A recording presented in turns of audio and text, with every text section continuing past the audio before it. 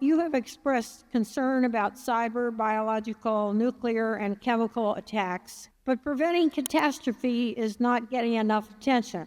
For example, a bill passed the House unanimously to harden the electric grid against the high-altitude nuclear explosion. Not too many bills passed unanimously these days, but then the bill got bottled up in the Senate. Have you considered funding?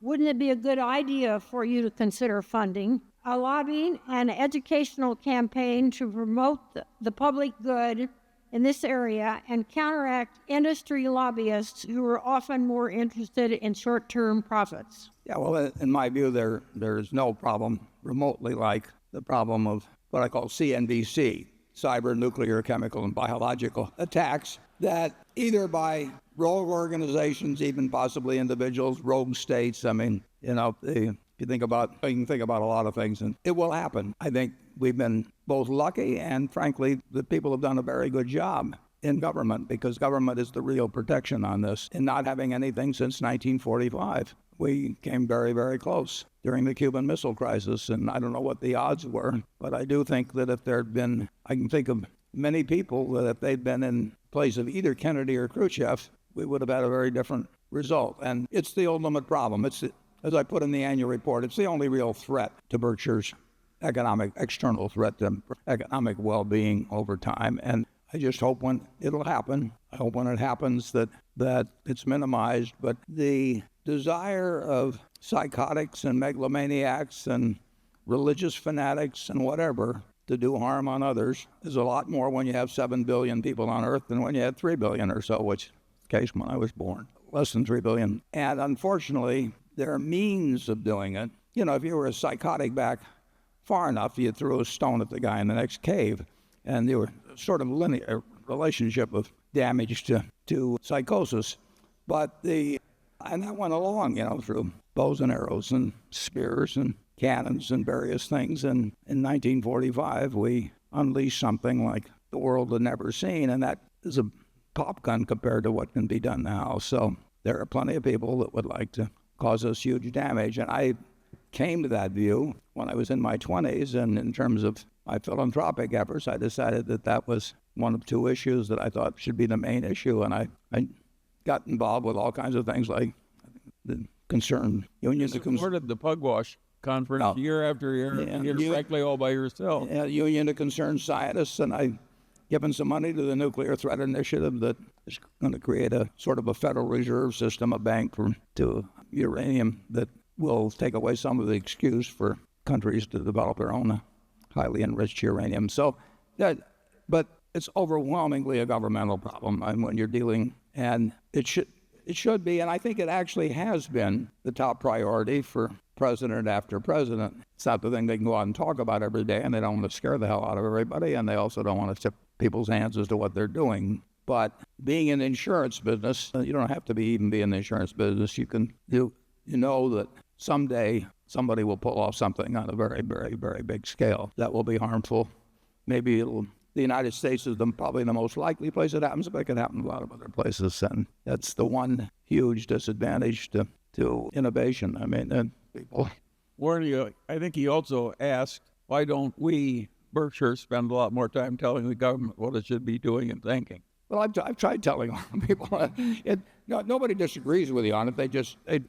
It seems sort of hopeless to. I mean, they don't know what to do beyond what they're doing. And incidentally, they've done a lot of things. I mean, it not all gets publicized. And I think Kennedy and Khrushchev. I mean, Khrushchev shouldn't have been sending it over to Cuba, but at least he had enough sense when he knew Kennedy meant business to turn the ships around. But you can't count on there being Kennedys and Khrushchevs all the time in charge of things. And the mistakes that are made, I see the mistakes that are made in business or human behavior where people act so contrary to their own long-range self-interest that humans are very, they have a lot of frailties. You can argue that if Hitler hadn't been so anti-Semitic, he could have kept a lot of scientists that might have gotten him to the atomic bomb before we did. But he drove out the best of his scientific minds and fortune. Imagine a guy stupid enough to think the way to improve science is to kick out all the Jews.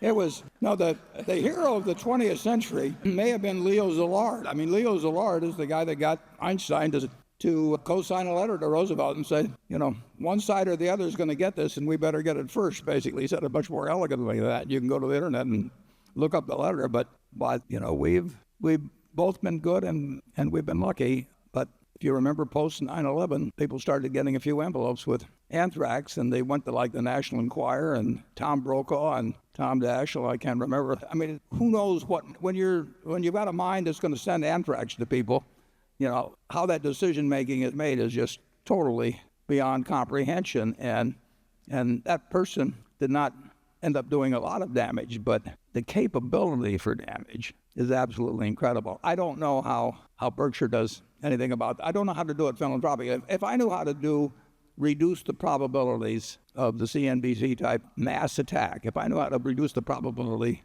by 5%, all my money would go to that. No question about that, maybe 1%. But hasn't it been true we haven't been very good at getting the government to follow any of our advice? Yeah, but this one's important. Yeah. Well, Yeah. Nobody argues with you about it. They just sort of throw up their hands, and some people work for a while on it and just get discouraged and quit.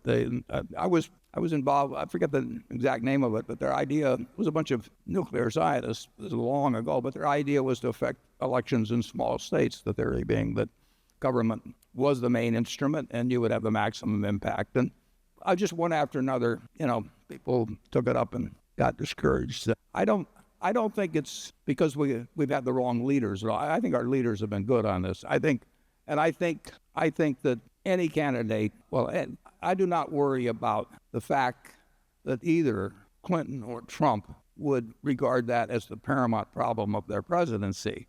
But I just don't know. The offense can be ahead of the defense, and you can win the game 99.99% of the time, but eventually anything that has any probability of happening, will happen. I wish I could give you a better answer. Charlie, have you got any? I have no hope of giving a better answer. That's what they all say to me.